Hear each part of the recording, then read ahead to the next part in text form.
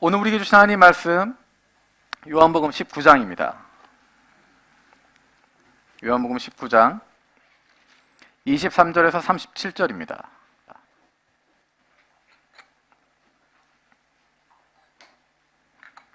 요한복음 19장 23절에서 37절까지 우리 한 절씩 돌아가면서 읽도록 하겠습니다.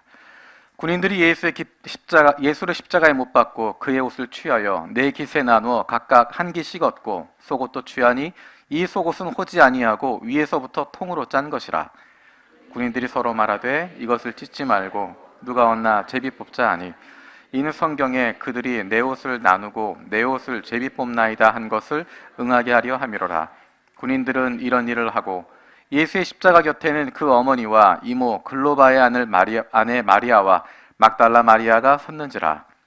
예수께서 자기 어머니와 사랑하신 제자가 곁에 서 있는 것을 보시고 자기 어머니에게 말씀하시되 여자여 보소서 아들이니이다 하시고 또 그 제자에게 이르시되 보라 내 어머니라 하신대 그때부터 그 제자가 자기 집에 모시니라. 그 후에 예수께서 이 모든 일이 이미 이루어진 줄 아시고 성경을 응하게 하려 하사 이르시되 내가 목마르다 하시니 거기 신 포도주가 가득히 담긴 그릇이 있는지라. 사람이 신 포도주를 적신 해면을 우슬초에 메어 예수의 입에 대니 예수께서 신 포도주를 받으신 후에 이르시되 다 이루었다 하시고 머리를 숙이니 영혼이 떠나가시니라.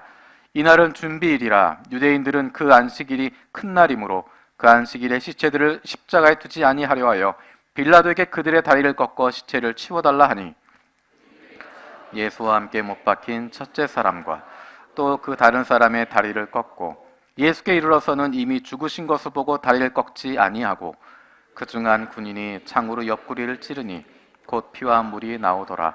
이를 본 자가 증언하였으니 그 증언이 참이라.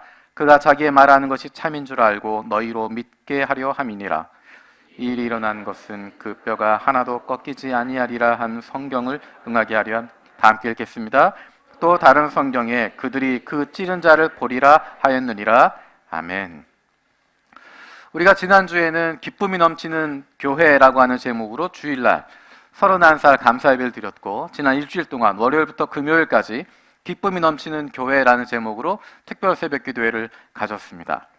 하나님께서 31년 전에 요한교회를 이 땅에 세우신 그 마음을 우리가 알고 교회 머리가 되신 예수 그리스도 그분의 마음, 그분의 뜻, 그 소원을 행할 수 있는 교회가 되게 해달라고 함께 기도했습니다. 일주일 동안 나누었던 것이 기쁨의 서신이라고 불리는 빌립보서 말씀이었습니다. 세상 사람들이 전혀 알 수도 없고 빼앗을 수도 없는 그런 기쁨, 세상적인 조건에서 보면 기뻐할 수 없는 상황임에도 불구하고 기뻐하는 사도 바울과 빌립보 교회의 모습을 보면서 우리도 그런 기쁨을 누릴 수 있는 하나님의 자녀들이 되게 해달라고, 기쁨이 넘치는 교회가 되게 해달라고 함께 기도했습니다. 그리고 오늘 다시 요한복음 말씀으로 돌아오게 됐습니다. 지난 주일부터 일주일 동안 기쁨 노래를 하고 기뻐하자 그랬는데 오늘 요한복음 말씀 돌아와 보니까 예수님께서 돌아가셨습니다. 우리가 기뻐하는 사이에, 즐거워하는 사이에 예수님께서 십자가에 못 박혔다라고 하는 본문을 보게 됩니다. 어쩌면 세상적인 생각으로 하면 다 끝난 것 같고 더 이상 희망이 없는 것처럼 보일 수 있는 장면이지만 하나님께서 우리에게 주시는 기쁨이 어떤 것인지 오늘의 말씀을 통해서 함께 나누게 되길 원합니다. 오늘의 본문은 예수님께서 십자가에 하셨던 세 마디, 정확히 표현하면 네 마디의 문장들이 등장하고 있습니다. 그 문장들을 살펴보면서 예수님의 말씀을 들어보면서 우리에게 말씀하시는 그 음성을 듣게 되길 원합니다. 첫 번째로 말씀하시는 것은 26절, 27절입니다. 우리 함께 읽겠습니다. 26절, 27절 시작. 어머니와 사랑하시는 제자가 곁에 서 있는 것을 보시고 자기 어머니께 말씀하시되 여자여 보소서 아들이니이다 하시고 또 그 제자에게 이르시되 보라 내 어머니라 하신대 그때부터 그 제자가 자기 집에 모시니라. 아멘. 앞뒤 정황을 모르는 상태에서 이 문장만 읽어보면 예수님에 대해서 부정적인 느낌을 받을 수밖에 없습니다. 아니 세상에 어머니에게 여자여 라고 하는 사람이 어딨나, 그런 불효한 자식이 어딨나 생각할 수 있습니다. 하지만 우리가 생각하는 그것과 이 당시의 문화는 굉장히 다르다고 하는 것을 기억할 필요가 있습니다. 예수님께서 그 어머니에게 여자여라고 부르는 그 의미가 어떤 것일까? 요한복음에는 예수님이 마리아를 향해서 여자여라고 부르고 있는 또 하나의 장면이 등장합니다. 그것은 우리가 잘 알고 있는 갈릴리 가나 혼인잔치에 등장합니다. 요한복음 2장 4절에 나와 있는 내용입니다. 요한복음 2장 4절 말씀 같이 읽겠습니다. 시작. 여자여 나와 무슨 상관이 있나이까? 내 때가 아직 이르지 아니하였나이다. 여기에서도 여자여라고 부르고 있습니다. 이 이야기는 어머니를 낮추어 부르거나 하대하는 그런 표현을 한 것이 아니라 어머니에 대해서 고귀한 여인으로 표현하고 있는 것이고 정중하게 부르고 있는 것입니다. 그 당시에 어떤 여자를 향하여서 그를 높여줄 때, 그를 인정할 때 사용하는 표현이 여자여라고 하는 것입니다. 우리가 예수님에 대해서 갖고 있는 오해 중에 한 가지가 예수님이 그 가족이나 그 어머니를 멀리했다는 것입니다. 버렸다라고 하는 것입니다. 그런 생각을 하는 이유는 여자여라고 부르는 호칭뿐만 아니라 예수님께서 어머니와 동생들에 대해서 하셨던 말씀 때문에 그렇습니다. 우리가 잘 아는 것처럼 예수님께서 말씀을 전하고 있을 때 예수가 미쳤다는 소식을 듣고 그 소문을 듣고 예수님의 어머니와 동생들이 예수님을 찾아옵니다. 예수님 주변에 있던 사람 가운데 누군가가 이야기합니다. 예수님, 어머니와 동생들이 와 있습니다. 그때 예수님이 하셨던 이야기 기억하십니까? 앞에 있는 사람들을 보면서 누가 내 어머니요, 누가 내 동생이냐? 내 앞에 있는 이 사람들을 보면서 하나님의 말씀을 듣고 그 말씀을 실천하고 있는 이 사람들이야말로 내 어머니요, 내 동생들이다. 이 사람들이 나의 가족이다 라고 말씀하십니다. 그래서 어쩌면 우리는 예수님은 본인의 사명을 위해서, 사역을 위해서 어머니도 버리고 가족도 버리고 모두를 다 버리고 그 사명에만 매달리셨던 분이다라고 착각할 수 있습니다. 예수님이 십자가에 달려있는 장면을 여러분 상상해 보십시오. 온몸이 찢겨진 채로 피투성이가 되어서 십자가에 매달려 있습니다. 그것을 보고 있는 어머니의 마음이 어떠할까요? 그렇게 울고 있는 어머니를 바라보고 있는 아들의 마음이 어땠을까요? 우리가 잘 아는 것처럼 예수님은 완전한 하나님이실 뿐만 아니라 완전한 인간으로 이 땅에 오신 분입니다. 그 안에 감정이 있고 그 안에 사랑이 담겨져 있고 그 안에 어머니를 향한 뜨거운 마음이 있으신 분인데 사랑하는 아들을 십자가에 달려진 채로 온몸이 다 찢겨지고 피투성이가 되어 있는 그 모습을 보고 있는 어머니의 마음이 얼마나 아팠을까. 그냥 조용히 지나갈 수 있을 것 같았는데 30년 동안 아무 일도 없었는데 지난 3년 동안 그렇게 고생하고 그렇게 힘들고 그렇게 애쓰더니 마지막에는 십자가에 못 박혀 죽어가고 있는 그 아들을 보는 어머니의 마음, 그리고 그 어머니를 보고 있는 아들의 마음. 그래서 예수님은 사랑하는 어머니를 사랑하는 제자 요한에게 맡기게 됩니다.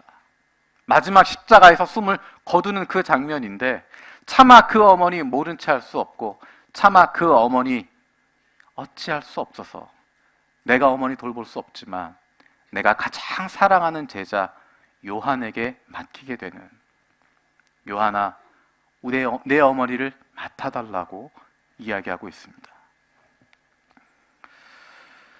예수님은 사역을 하고 있었지만 그것을 위해서 십자가에 달리고 계셨지만 그 어머니를 잊어버리지 않았습니다. 자기의 가족을 버리지 않으셨습니다. 때로는 사명 때문에, 사역 때문에, 부르심 때문에 가족을 희생시키기도 하고 가족에게 아픔을 주기도 하지만 때로는 모른 채 하고 있어야 할 때가 있을 수도 있지만 예수님은 가족을 향했던, 어머니를 향했던 그 마음을 잃어버리지 않으셨습니다. 사역을 한다고 하는 것, 나를 잊어버리라고 이야기하는 그런 이야기하지 않으십니다. 사역을 한다고 하는 것을 핑계로 마음을 저버리는 것 옳지 않습니다. 사실 이렇게 설교하면서도 제 마음이 무겁습니다. 부모님을 생각하면서 또 어머니를 생각하면서 나는 정말 그렇게 하고 있는가? 사역을 핑계로, 사역을 이유로, 사명을 이유로 어쩌면 내 마음에서 부모님을 밀어내버리게 되고 가족들을 밀어내버린 때가 없었나 생각하게 됩니다. 예수님께서 말씀하셨습니다. 부모에게 드려서 좋을 것을 고르반이라고 이야기하면서 이건 하나님께 드릴 겁니다 라고 이야기하면서 드리지 않는 것 옳지 않다라고 이야기하고 있습니다.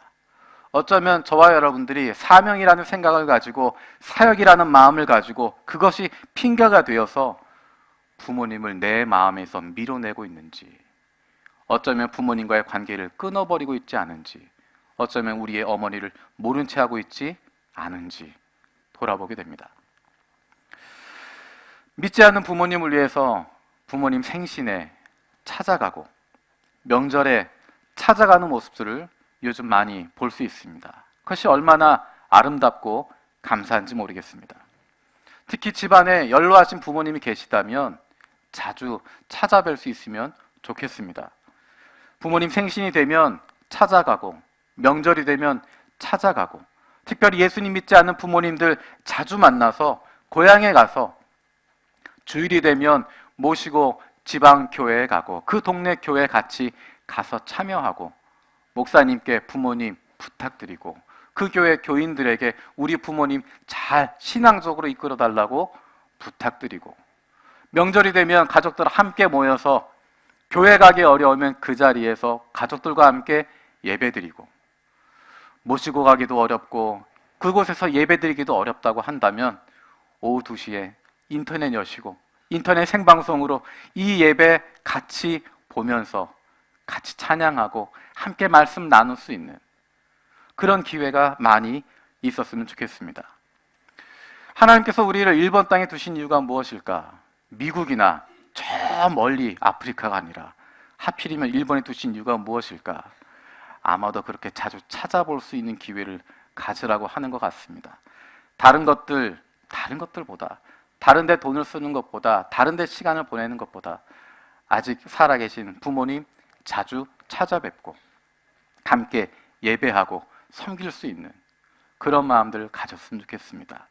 예수님께서도 마지막 십자가 돌아가시는 그 순간까지 어머니 사랑한다고 고백하고 그 사랑하는 어머니를 배려하고 있었던 모습, 그 모습이야말로 저와 여러분들이 배워야 할, 닮아야 할 그 모습일 것입니다. 사명이나 사역이 먼저가 아니라 하나님이 우리에게 맡겨주신 그 사람들 사랑하는 것, 어머니에 대한 사랑, 부모님에 대한 사랑, 예수님 믿지 못하는 그분들을 위해서 기도하고 섬기는 것. 제가 우리 교인들 기도 제목을 가지고 기도하는 가운데 가장 많은 기도 제목이 부모님을 위한 기도 제목이었습니다.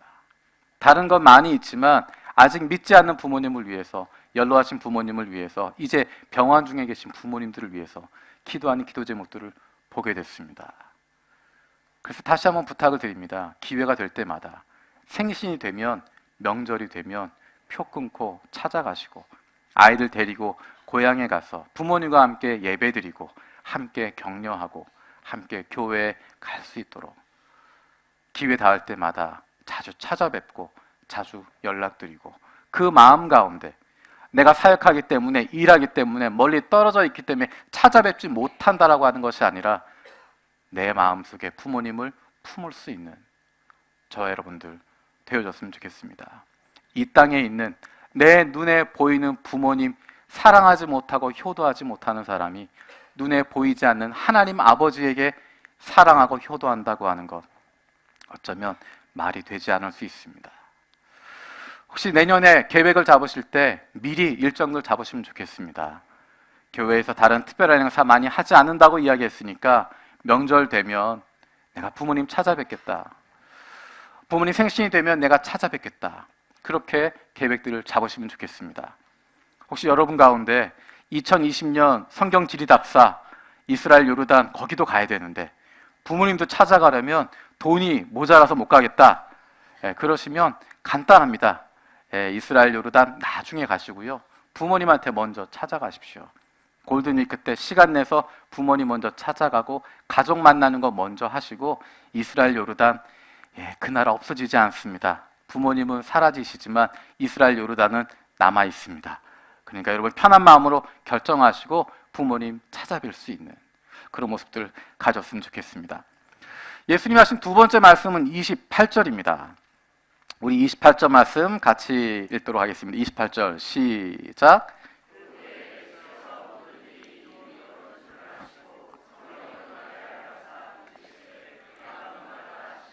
내가 목마르다 하셨습니다.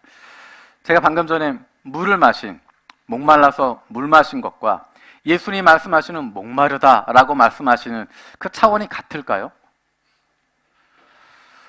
십자가형을 통해서 탈수가 되면서 갈증을 느끼게 되고, 그래서 내가 목마르다, 물 한 모금만 마셨으면 좋겠다, 그런 말씀으로 예수님이 목마르다 하셨을까?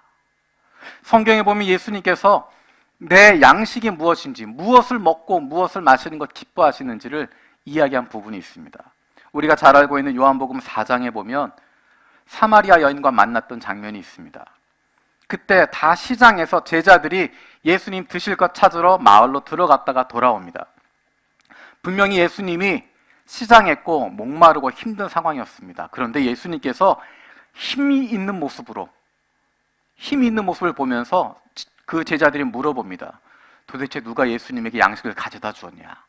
그때 예수님 말씀하십니다. 나의 양식은 어떤 것이다 라고 이야기하십니다. 우리 4장 34절 말씀 같이 읽겠습니다. 시작. 나를 보내신 이의 뜻을 행하며 그의 일을 온전히 이루는 이것이니라. 나의 양식은 나를 보내시니 하나님 아버지 그분의 뜻을 이루는 것이다. 그 일을 온전히 이루는 것이 나의 양식이다. 하나님의 뜻을 이루고자 하는 영적인 갈망이 예수님 안에 있었다는 것입니다. 이제 곧 이루게 되어질 십자가에서 이제 잠시 후면 다 이루게 되어질 그 하나님의 일, 하나님의 뜻, 그 일이 이제 곧 온전하게 이루어질 것, 그것에 대한 간절함이, 갈망함이 예수님 안에 있었다는 것입니다. 그 갈망 때문에, 그 간절함 때문에, 그 목마름 때문에 예수님이 십자가까지 달려오게 되었고, 누군가가 밀어서도 아니고 누군가 끌어서도 아니고 어쩌다 가게 된 것이 아니라 예수님께서 결정하시고 그 길을 걸어가시고 한 걸음 한 걸음 나아가시고 십자가를 향해서 달려가고 있었던, 예수님으로 하여금 십자가에 달리도록 만들었던 그 갈급함, 그것은 바로 하나님의 뜻을 행하는 것이었습니다. 우리가 잘 아는 빌립보서 2장에 있는 고백처럼 그렇게 하지 않으셔도 괜찮은데, 안 하셔도 괜찮은데 모든 것 다 내려놓으시고 종이 되셔서 자기 결정권을 하나님께 다 내어놓으시고 내 뜻대로가 아니라 아버지 하나님 뜻대로 되기를 원하시면서 자신을 내어놓으시고 죽기까지, 십자가에 죽기까지 순종하셨던 것입니다. 하나님의 뜻을 이루고자 하는 간절함이 없다면 하나님께서 기뻐하신 일들을 행할 수도 없고 그 기쁨을 맛볼 수도 없습니다. 우리는 어떤 갈급함으로 살아가고 있나?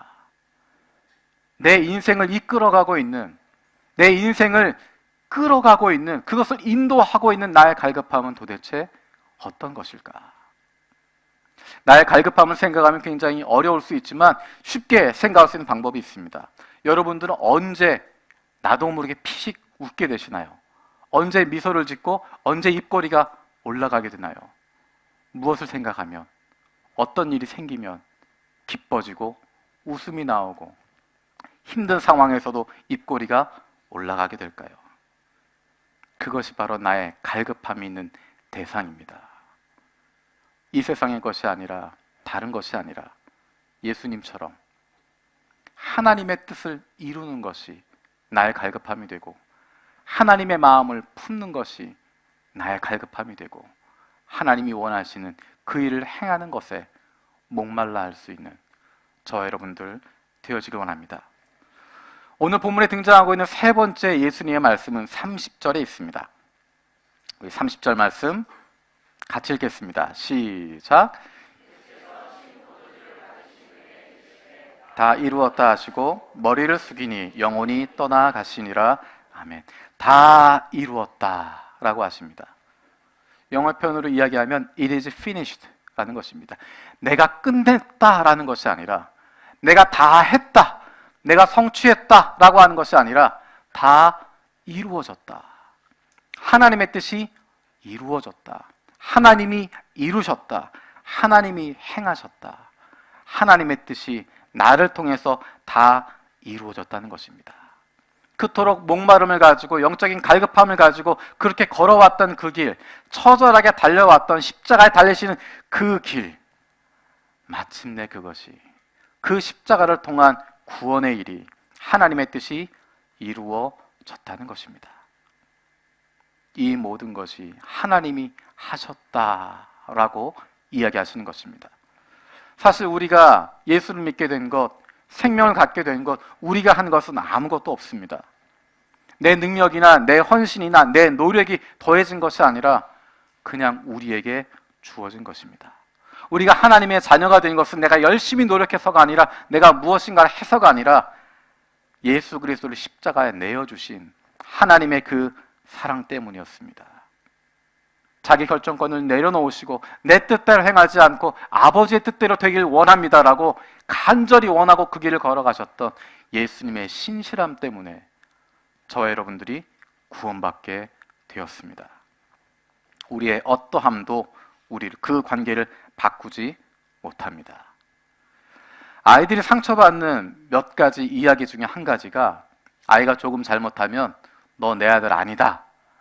엄마와 인연을 끊자. 라고 하는 이야기입니다. 혹시 그런 얘기 해보신 적 있으신가요? 네, 많이 계신 것 같습니다. 하신 분은 많지 않지만 들었던 사람들은 많습니다. 그 의미는 정말 관계를 끊어버리는 것이 아니라 그런 짓 하지 마라 라고 하는 것이지 관계를 끊는 것 아닙니다. 그 자녀가 얼마큼 잘못해도 웬만큼 잘못해도 그 관계 끊지 못합니다. 하물며 사람과의 관계도 그런데 하늘 아버지께서 하나님 아버지께서 내가 너를 나의 딸, 나의 아들로 삼으셨는데 네가 하는 거 봐서 아들 그만하자. 너 지금 사는 거 보니까 딸 이제 하지 말자. 나 아빠라고 부르지 마라. 그렇게 하시겠습니까? 우리의 어떠함 때문에, 우리의 잘하고 못하는 것 때문에, 우리가 열심히 하고 열심히 못하는 것, 그것 때문에 하나님 아버지와의 관계가 절대로 끊어지지 못합니다. 왜냐하면 내가 한 것이 아니라 하나님께서 이루신 것이기 때문입니다. 우리가 의도하지 않았던 일들을 하나님들이 이루어 가십니다. 저는 계획을 굉장히 잘 세우고 치밀하게 한다고 생각을 했습니다. 무엇인가 목표를 세우면 이룬다라고 생각했습니다. 근데 시간이 지나가면서 발견하게 된 것은 하나님이 좋아하시는 나의 강점은 일을 잘하는 게 아니라 목표를 잘 세우고 치밀하게 준비해 나가는 그런 게 아니라 일을 안 하는 거구나. 하지 않고 가만히 있는 거구나. 내 계획대로 밀고 나가는 것이 아니라 내 생각대로 가는 것이 아니라 하나님이 하시고자 하는 대로 기다리고 있는 거구나. 그냥 흘러가도록 하는 거구나. 물이 흘러가는 것처럼 그대로 둘 수 있는 것이구나. 그렇게 유동적으로 바꿀 수 있다는 것이구나 한 것들을 보게 됐습니다. 제가 가장 힘들고 어려울 때 저를 살려낸 것이 하나님의 말씀입니다. 그 말씀을 읽어가는 것입니다. 말씀을 처음부터 끝까지 계속 읽어가고 그 안에 있는 하나님의 말씀의 뜻들을 발견해 나가게 되는. 그런데 의도하지 않았는데 우리 교회 안에 그렇게 성경을 읽어가는 모임들을 만들게 되고 성경 전체를 볼 수 있는, 전체를 공부할 수 있는 모임들이 만들어지게 되어졌습니다. 우리 교회뿐만 아니라 동경에 있는 여러 한인교회 목사님들과 선교사님들에게도 그것을 나눌 수 있는 기회를 하나님이 열어주시고 그런 일들을 하고 계십니다. 한국뿐만 아니라 일본부에서도 일본어로 강의하고 같이 그 마음을 나누고 구약을 이미 다 강의를 했고 이제 신약 강의를 진행하고 있고 일본어로 교재를 번역하고 강의안도 번역하고 그래서 이제 어느 교회든 어느 일본 교회든 필요한 교회에 가서 강의할 수 있는 나누어 줄 수 있는 준비가 자연스럽게 되게 됐습니다. 치밀하게 계획을 세우고 준비해서가 아니라 하나님께서 한 가지 한 가지 하시고 계시는 것들, 그 흐름이 우리 교회 가운데 일어나고 있는 것입니다. 또 한 가지 하나님이 이루시는 일은 마더와이즈라고 하는 것입니다. 사실 아내가 힘들고 어려울 때 살려주셨던 것이 주변에 있는 다른 분들과 함께 말씀을 나누고 함께 기도했던 마더와이즈라고 하는 모임입니다. 계획하지 않았었지만 하나님께서 그 모임들을 우리 교회에서 할 수 있는 자연스러운 기회를 만들어 주셨고 한국부뿐만 아니라 일본부에서도 중국부에서도 그런 모임들을 할 수 있게 해주셨습니다. 교회에서 특별히 무엇을 준비한 것이 아닌데 그 안에서 일본어로 교재를 번역하고 같이 말씀을 나누면서 각 가정들이, 어머니들이 회복되고 가정들이 회복되는 일들이 일어나게 됐습니다. 그리고 하나님께서 그 폭을 더 많이 넓혀 주셨습니다. 여러분, 주보에 들어있는 간지를 한번 보시겠습니까? 인생 세미나, 연애부터 결혼, 그리고 자녀까지. 처음에 그렇게 자그맣게 시작했던 그 모임이었는데 생각지도 않았는데 하나님께서 일본을 위해서 몇 년 동안이나 기도하고 있었던, 어떻게 사역할지는 모르겠지만 일본 땅에서도 이 사역이 되어지고 어머니들이 회복되고 가정들이 회복될 수 있게 해달라고 기도하고 있었던 마더와이즈의 저자 데니스 글렌이라고 하는 분을 만나게 됐고, 그것에서 우리가 하고 있는 이야기 나누게 되니까 그것이 우리가 몇 년 동안 기도했던 제목이라고 이야기해 주시고, 우리가 11월 언제쯤에 마더와이즈 수료식을 합니다라고 지나가면서 말씀드렸더니 다른 일정 다 정리하고 그때 꼭 참석하고 싶다고 이야기해 주시고, 그분들이 티켓 끊고 준비해서 오시겠다고 말씀하시고, 오시는 김에 강의 한두 개 해주시겠습니까? 부탁드렸더니 얼마든지 하시겠다고 이야기해 주셔서 여러분 보시는 것처럼 부부와 자녀 교육을 위한 세미나, 미혼 형제 자매들을 위한 세미나를 준비하게 되었습니다. 우리가 몇 년 동안 기도했던 제목 가운데 한 가지가 예수 그리스도 안에서 올바른 부부가 어떤 것인가를 배우고 싶은 것이었습니다. 예수 그리스도 안에서 결혼이 어떤 것인지, 부부가 어떤 관계가 되어야 하는지, 그것에 대해서 기도했었는데, 예수 믿는 부모가 어떤 부모가 되어야 하는지, 어떻게 믿음으로 자녀들을 양육할 것인지, 어떻게 자녀를 위해서 기도할 것인지, 그것에 대해서 배우고 싶고 필요가 있어서 하나님 우리에게 그런 기회를 주십시오라고 기도해 왔는데, 의도하지 않은 순간에 하나님이 이런 만남들을 연결해 주시고 일들이 진행되게 해주셔서 이렇게 11월 9일, 11월 10일에 세미나를 갖게 됐습니다. 우리 교회에서 그냥 우리 교인들 데리고 했으면 좋겠다라고 생각했는데 의도하지 않게 이것이 다른 사람들에게 이야기가 되어지고, 저는 이야기 한마디도 안 했는데 데니스 글렌 이분이 러시아에 가서도 이야기하고 다른 데 가서도 이야기하시고, 일본 안에 마음을 가지고 있었던 많은 사람들이 함께 모이고 싶다, 같이 기도하고 싶다라고 하는 사람들이 일어나게 됐습니다.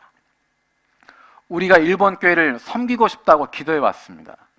우리가 어떻게 일본 교회를 섬길 수 있을까? 무엇으로 할 수 있을지 알지 못하지만 하나님께서 길을 열어주시면 일본 교회들을 섬기고 주변에 있는 교회들을 섬기고 싶습니다라고 기도했는데, 우리가 의도하지 않았지만 하나님이 그런 기회들을 만들어주고 계시고 그런 일들을 이루어가고 계심을 보게 됩니다. 앞으로 하나님이 우리를 통해서 하시고자 하는 일이 무엇인지 다 모르지만 우리가 그 말씀 따라가고 있으면, 그 부르심대로 그 인도하심 순종해서 한 걸음 한 걸음 걸어가고 있으면 하나님께서 우리 교회를 통해서 하나님께서 하시고자 하는 일들을 한 가지 한 가지 이루어가게 되실 것을 믿습니다. 우리가 기도하면서 감사함으로 하나님 우리에게 맡겨주신 일들, 우리 가운데 이루시는 일들, 그것을 기대하는 마음을 가지고 감사하는 마음을 가지고 함께 참여하고 기도할 수 있으면 좋겠습니다. 오늘 본문 말씀 가운데 보면 가장 많이 등장하고 있는 표현들이 있습니다. 우리 24절 한번 읽어볼까요? 24절 같이 읽겠습니다. 시작.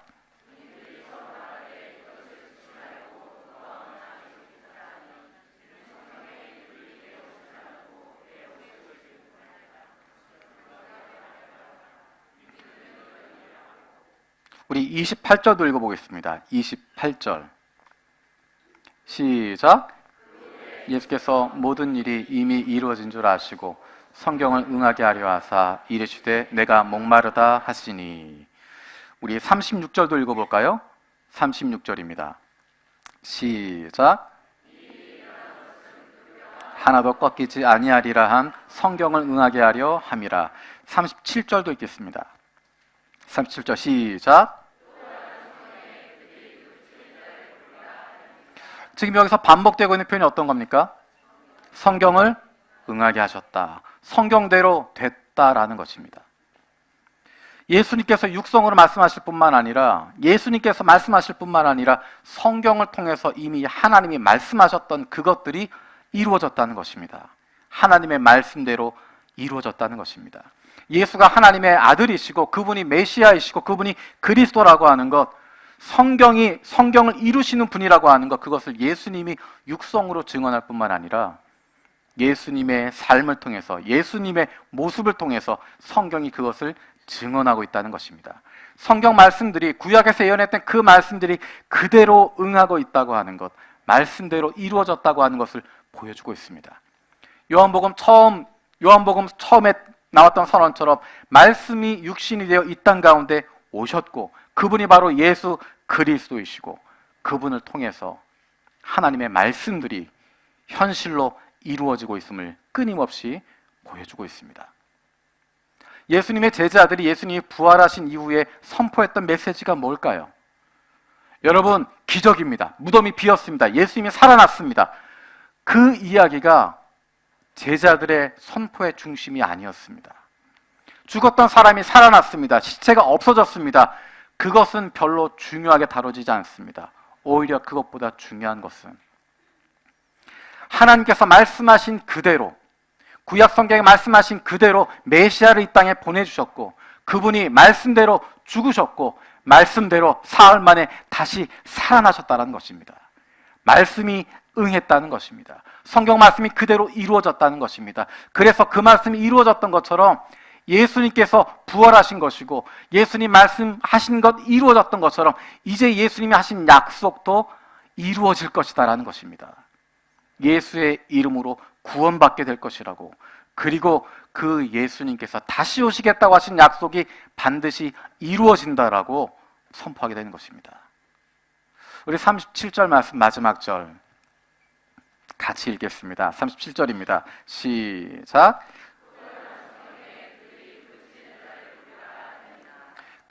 그들이 그 찌른 자를 보리라. 오늘 본문에 있었던 말씀도 우리에게 다 익숙한 얘기입니다. 여자여 보소서 아들이니이다. 내가 목마르다. 다 이루었다.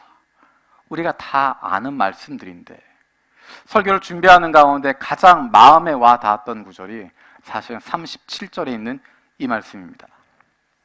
위치로 보면 예수님이 이미 돌아가신 이후입니다. 예수님은 이미 다 이루었다 말씀하시고 머리를 숙이시고 영혼이 떠나갔다, 죽었다로 끝난 겁니다. 다음 주에 다룰 본문은 예수님 장사를 지내고 있는 장례 지내는 모습입니다. 예수님이 죽었다로 끝났는데 그 문단의 마지막에 그들이 그 찌른 자를 보리라 라고 이야기합니다. 이것은 예수님의 죽음이 거기서 끝나는 것이 아니라고 하는 것을 이야기합니다. 고린도전서 15장 6절에는 부활하신 예수님께서 나타나셨던 모습을 보여주고 있습니다. 예수님을 찌른 자, 그것으로 대표되는 유대인들, 그들 앞에 예수님이 나타나신다는 것입니다.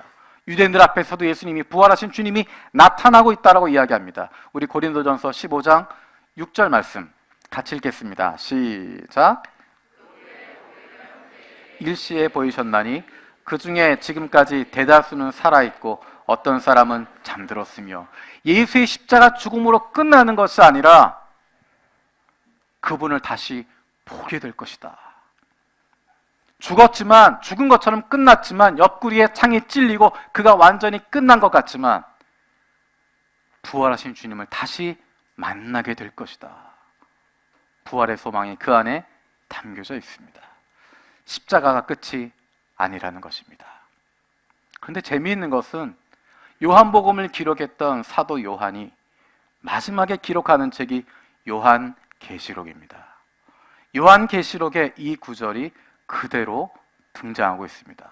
우리 요한계시록 1장 7절 말씀 같이 읽겠습니다. 시작.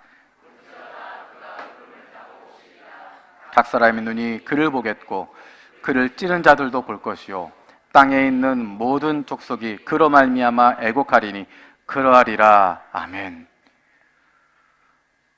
예수님 다시 오시는 모습을 보여주고 있습니다. 심판주로 이 땅에 다시 오신다는 것입니다. 그가 약속하신 그대로, 말씀하신 그대로, 하늘에 올리우신 그대로 이 땅 가운데 다시 오시게 되는데, 그것은 심판주로 이 땅 가운데 오신다는 것입니다. 이제 모든 것을 끝내기 위해서 다시 오신다는 것입니다. 결산하기 위해서 오신다는 것입니다. 이 땅에 오셔서 예수 믿는 사람들, 예수 믿는 것 때문에, 하나님 말씀대로 살아가는 것 때문에 눈물 흘렸던 사람들, 그 사람의 눈의 눈물을 닦아주시고 위로해 주시고 그들을 품어주시기 위해서 이 땅 가운데 다시 오시고 마지막 심판을 하시기 위해서 다시 오시겠다라고 이야기하십니다. 새드 엔딩으로 끝나는 것이 아닙니다. 십자가를 지고 돌아가시는 것, 거기에서 끝나는 것이 아니라, 새드 엔딩으로 끝나는 것이 아니라 우리에게 부활의 소망을 갖게 하시고, 뿐만 아니라 다시 오실 예수 그리스도에 대한 약속과 소망을 바라보게 하고 있습니다. 그것을 바라보면서 살아가는 사람들이 바로 그리스도인들입니다. 십자가를 바라보면서 다 끝난 것 같지만, 여기가 마지막인 것 같지만 그 뒤를 바라볼 수 있는, 부활을 소망할 수 있고 그 뒤에 다시 오실 주님을 기대할 수 있는, 그날에 대한 소망을 누릴 수 있는 사람들, 그 사람들이 바로 하나님의 자녀들입니다. 그 사람들은 이 땅에서 살아가는 동안에도 하나님 주시는 생명을 누리고 살아가지만, 이제 들어가게 될, 완성될 하나님의 나라에서도 영원한 생명을 누리며 살아가는 하나님의 자녀들이 되는 것입니다.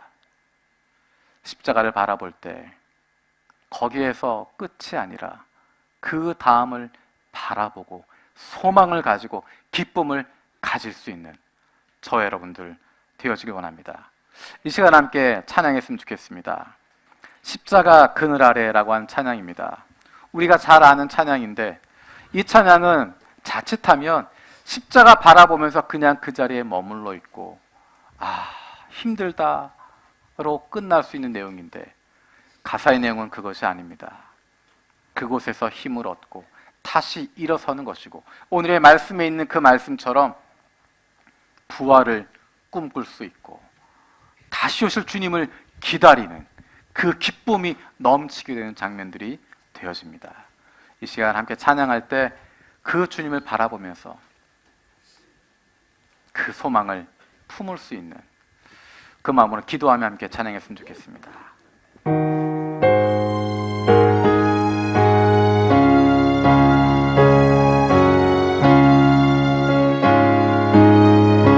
십자가 그늘 아래, 십자가 그늘 아래 나 쉬기 원하네. 저 햇볕이 뜨겁고 또 짐이 무거워 이 광야 같은 세상에 늘 방황할 때에 주 십자가의 그늘에 내 쉼도 찾았네. 내 눈을 밝히 떠, 내 눈을 밝히 떠서 십자가 볼 때 날 위해 고난 하나씩 주 예수 보인다. 그 영상 볼 때 내 맘에 큰 찔림 받아서 그 사랑 감당 못하여 눈물만 흘리네. 십자가 그늘에서, 십자가 그늘에서 나 길이 살겠네. 나 사모하는 광채는 주의 얼굴뿐이라. 이 세상 나를 버려도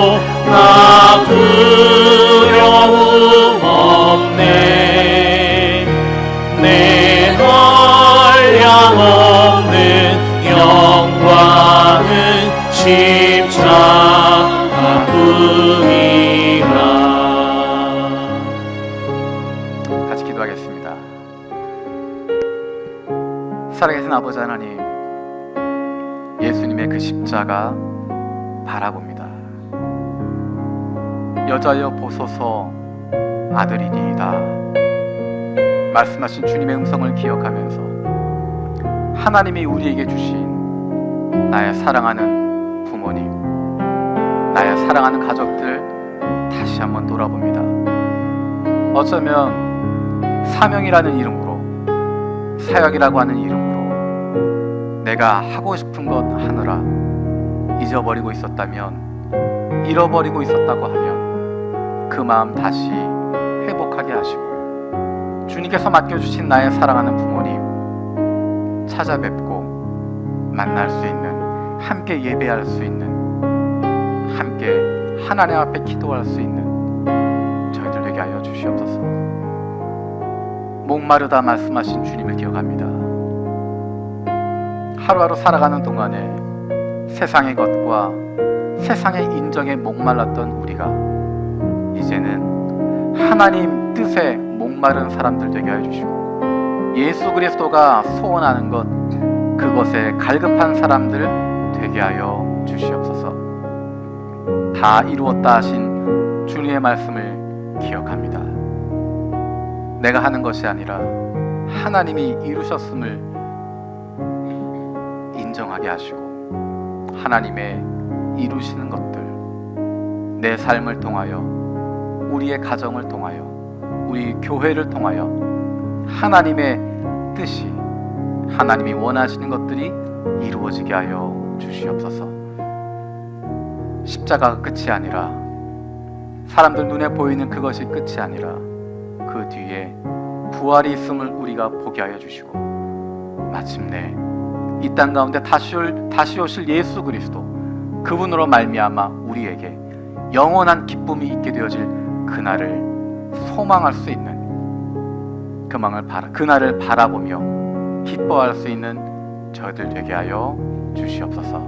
감사드렸고 예수 그리스도의 이름으로 기도드립니다. 아멘.